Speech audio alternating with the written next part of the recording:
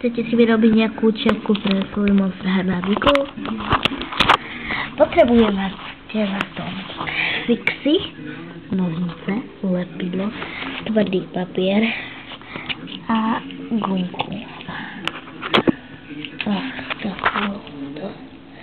Nejakú. Potom zoberiete papier, vystviknete z neho krúžku, takéto asi.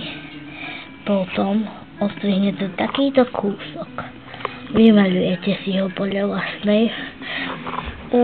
A vlastne vymaľujete si ho tak, keď farby ako má dá vaša babika Monster High.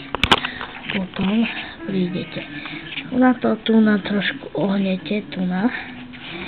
Potom to tak zahrete aj tu na.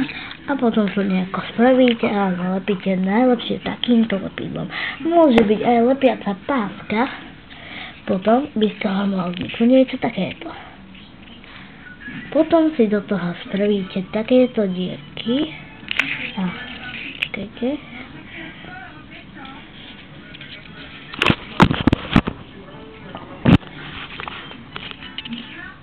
Takéto nejaké dierky do toho, dáte tam gumku a potom tam urobíte takýto,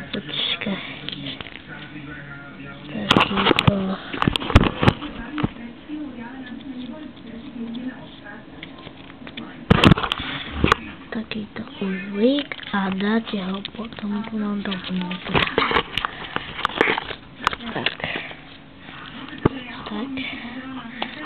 A potom to dáte už iba na holu svojej babike.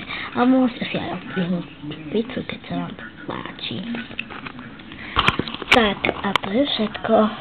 Ďakujem, že ste si toto video pozreli. Dovidí.